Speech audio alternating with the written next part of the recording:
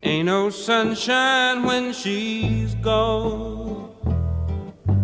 E é que nessa época, lá na década de 80, final dos anos 80, início dos anos 90, quando a gente realmente teve uma até hiperinflação, era literalmente receber o salário e sair correndo para o supermercado. Porque teve momentos em que a remarcação de preços era diária. De manhã o preço estava uma coisa, o preço do produto, depois da tarde era outro preço. E tinha os remarcadores de preço com aquela maquininha, passavam nos corredores lá remarcando o preço. Cara, odiados pela população. Sabe uma das coisas que mais também, a gente vai lembrando da infância, né? Mas de inflação também dos Estados Unidos. A primeira vez que eu fui nos Estados Unidos foi em 93. E uma das coisas que me chamou a atenção é que o preço estava impresso na embalagem dos produtos. Impresso? Que loucura! Como é que vão mudar se precisar no mesmo dia, né? Exatamente. Como é que pode? Os caras são muito civilizados aqui. O preço está impresso lá no Brasil, tem que estar todo dia remarcando lá, né? Eu queria, Ursh, até aproveitando esse primeiro gancho, dessa raiva que as pessoas tinham nas épocas pré-Plano Real dos remarcadores de preço e também dos comerciantes, né? Que eram os culpados pela remarcação de preços. Eles falavam assim, nossa, o comerciante inescrupuloso tá aumentando o preço do feijão, sendo que o governo já falou que não pode porque tinha tabelamento de preços.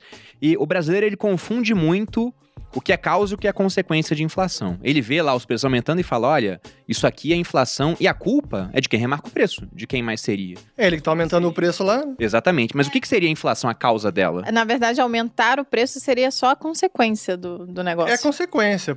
Realmente, esse pra mim é o tema principal que todo mundo deveria aprender na escola.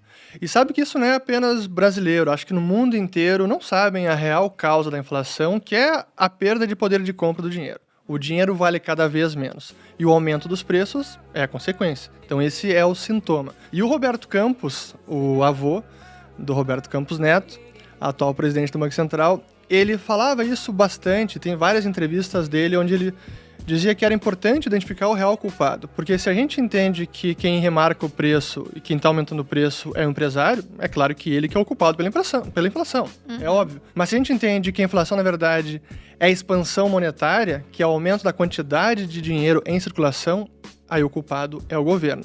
E a resposta que você dá a isso é completamente diferente. Exato. E por isso que a gente via nos anos 80, com o Plano Cruzado, quando teve congelamento de preços, a gente via os fiscais do Sarney, né? Cada bizarrice que a gente teve é uma loucura. E os caras dando voz de prisão para dono de supermercado que tava lá remarcando o preço fora do que tinha na tabela lá, né? Que tava tudo congelado. Mas essas são algumas das loucuras que a gente viveu. Mas por isso que é fundamental entender a causa da inflação, que é o aumento da quantidade de dinheiro em circulação. E quem emite o dinheiro no país é o governo. Ele tem o monopólio de emissão de moeda, então a gente precisa apontar o dedo para ele. Até ontem eu vi um tweet do Arthur Lira, presidente da Câmara, falando sobre Petrobras. Tudo tá caro, gasolina, o gás, não sei o quê. E a Petrobras, não sei. A Petrobras, vamos lembrar que a Petrobras é dos brasileiros. Os brasileiros são seus acionistas. Temos que ver o que tá acontecendo. E eu compartilhei o tweet dele respondendo o seguinte, ó, não é tudo que tá mais caro, é o real que tá muito mais barato. É ele que está valendo cada vez menos e por isso que os preços dos produtos estão aumentando. Então, investigue em Banco Central, não é a Petrobras, mas... Ele te respondeu ou não? Não respondeu. Obviamente não. Mas então a gente tem que explicar o porquê que o governo imprime mais dinheiro. Aí Exato. É grande. Há várias causas para isso, né? Porque governos, na hora de se financiar, eles têm algumas formas de fazer isso. Eles podem aumentar impostos, que é muito impopular, quem gosta de pagar mais imposto. Tanto que quando você vê youtubers falando disso, recentemente tivemos um muito grande falando, olha só, o pessoal que é muito rico tem que pagar mais imposto. O que era o muito rico? Mais rico do que ele, né?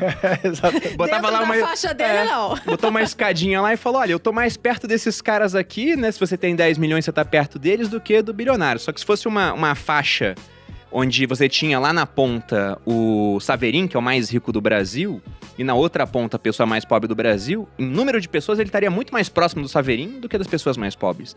Mas em todo caso, ninguém gosta de mais imposto. Outra maneira é emitir mais dívida. Mas uma hora a dívida fica tão grande que o pessoal acha que não vai ser paga, vai começar a ter uma cobrança de juros maior.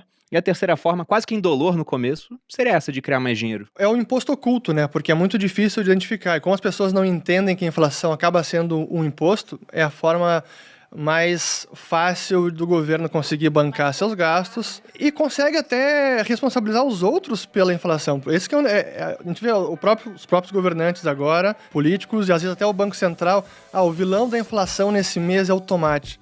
Não, porra! É o chuchu. Não, é o próprio Banco Central. É o próprio. Mas a gente vê isso, né? Acho que recentemente também tive uma matéria que eu li do Valor Econômico, e tinha os vilões da inflação nesse ano. E nada sobre o Banco Central, nada sobre política monetária, nada sobre o governo, só os produtos que estão aumentando de preço. É a forma errada de enxergar o problema. E é que a gente não consegue resolver, né? Não, eu vi outro dia, você colocou no seu canal um vídeo, era de um assessor do presidente Biden nos Estados Unidos. Sim. Falando, veja bem, que a inflação agora lá fora também tá alta, tá na casa dos 5%. E ele falando, olha, tá em 5% de inflação, mas se a gente excluir tudo que subiu, não é tanto assim, né? Basicamente foi isso que ele falou. E a culpa é da carne de porco, é do frango. E isso aí pode ser culpa dos comerciantes, porque é um oligopólio nesses setores. Então, querendo ou não, por mais que eles tenham criado trilhões de dólares, isso tem um impacto no final das contas, porque o dinheiro, ele tá representando bens e serviços numa economia. E se você cria muito dinheiro e você não aumenta essa quantidade de bens e serviços, então o dinheiro perde valor em comparação com isso. Mas não, a culpa nunca é do governo, é sempre do comerciante inescrupuloso. É legal explicar o porquê que o governo imprimiu tanto dinheiro, inclusive os Estados Unidos, né? Agora foi muito por causa da pandemia, né? Teve um monte de coisa, eles queriam ajudar aos, sei lá, pagar as pessoas mais pobres, né? Ajudar, e aí não tinha dinheiro, então eles imprimiram. É super mais fácil, né? Imprimir entre aspas, né? Como é que é essa criação de dinheiro? Pois é, acho que essa é uma parte importante, que é um pouco mais complexa até, porque... Porque o dinheiro é digital. Porque o dinheiro é digital, porque os bancos também criam dinheiro, eles criam a chamada moeda bancária. Quando eles fazem um empréstimo, eles estão efetivamente criando uma moeda bancária e que funciona como se moeda fosse, e isso impacta a inflação também. Então, entender toda a mecânica do processo de criação de dinheiro, que é a chave. E eu remeto novamente ao Roberto Campos, porque quando ele explicava isso, ele dizia, bom, se a inflação é a expansão monetária, essa é a causa da inflação, qual é a causa da expansão monetária? Porque ele diz que a expansão é a causa causada, qual é a causa causante? Por que estão expandindo a oferta monetária? No passado, no brasileiro, era muito mais fácil identificar. Cara, o governo não tinha nenhum controle, o Banco Central emitia moeda para financiar o governo assim descaradamente, acreditava na conta do governo, na chamada conta movimento, que era uma conta no Banco do Brasil, e que de lá o Tesouro gastava. Então, entrava digamos que entrava no vermelho sem parar e o Banco Central injetava dinheiro para cobrir essa conta. Então, era um descontrole completo. Mas com o Plano Real conseguiram controlar essa emissão monetária no Brasil. E aí hoje, quando a gente olha essa expansão monetária, parte é responsabilidade do governo, pelo déficit fiscal e tudo isso, mas tem parte também que é o próprio processo de expansão de crédito. Os bancos emprestando, e quando o crédito vai crescendo na economia, isso vai aumentando a massa monetária. Que até, fazendo um parênteses, porque é um ponto importante, a gente fala, bom, estamos aumentando a quantidade de dinheiro em circulação, mas como é que a gente mensura isso, né? Quais são as formas que a gente consegue medir a quantidade de dinheiro? E essa também é uma dificuldade, porque a gente tem os chamados agregados monetários, aqueles instrumentos que são desde os mais líquidos aos não tão líquidos, mas que acabam funcionando como dinheiro. A gente começa na base monetária, que é o papel moeda impresso e moeda metálica. E as reservas bancárias, que esse é o dinheiro que os bancos têm junto com o Banco Central. Então essa é a primeira mensuração que a gente tem da quantidade de dinheiro em circulação. Seria o M1. A base monetária. Depois o M1, que é o papel moeda em circulação, em poder do público, na sua carteira, que está nas empresas, não que está no cofre dos bancos, mais depósitos à vista. Isso é aquele dinheiro que não rende juros, esse M1. Exato. Aí depois o M2, depósitos a prazo, que já rende juro, depósito de poupança, entra no M2, mas a gente pensa, depósito de poupança é a prazo, mas efetivamente qualquer um consegue pagar alguma coisa com poupança, né? Saca no dia, no mesmo dia. Você consegue até no débito automático, dependendo. Até no débito automático. Então, quando a gente olha os agregados e consegue entender como o dinheiro está crescendo na economia, a gente precisa entender quais são os fatores que levaram a essa expansão monetária. E aí tem parte que foi o déficit fiscal e que em 2020 foi realmente um dos grandes fatores foi esse. No Brasil, nos Estados Unidos, assim, um negócio absurdo, que nos Estados Unidos não acontecia em 80 anos, olhando essas estatísticas de quantidade de dinheiro, subindo a quase 30% ao ano o M2.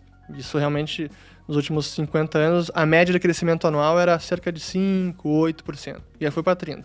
E é claro, a gente está vendo agora o resultado nos índices de preço, Que é outra coisa importante da inflação, porque os preços, especialmente os preços aos consumidores, quando a gente vê agora o IPCA subindo tudo isso, e lá fora também, isso já é sintoma de causas passadas. Então, a inflação é até um indicador atrasado, porque as causas desse aumento de preços foi no ano passado, não é agora. Então, a gente está olhando um pouco no retrovisor. Os preços de agora é um pouco do que aconteceu no passado. Tem vários pontos aí, né? O IPCA, por exemplo, é um dos índices que nós usamos para medir o aumento de preços, que é a maneira como a gente mede a inflação. Que talvez não seja a melhor maneira possível, porque você pega na Venezuela, como é que a gente vai medir inflação hoje lá sobre itens que não existem mais no mercado? Então, por isso, entender que a inflação é aumento da oferta monetária é mais interessante do que só estar atento ao aumento de preços. Até porque, como o Rich falou, o que está acontecendo agora é um reflexo de toda a criação de moeda que nós vimos no ano passado. E que hoje em dia é basicamente o apertar de um botão, né? Bom, meus queridos, e esse foi mais um vídeo do canal. E se você gostou do conteúdo, já peço que se inscreva, ative o sininho e deixe seu like. Assim você vai estar ajudando o canal a crescer. E como nós podemos ver, a inflação nada mais é do que a perda do valor da moeda. E essa desvaloração está diretamente ligada à perda do poder de compra. A inflação no ano de 2021 chegou a 10,6%, muito maior do que o teto do CMN, que era 5,25%. Agora eu vou ficando por aqui, muito obrigado e até uma próxima.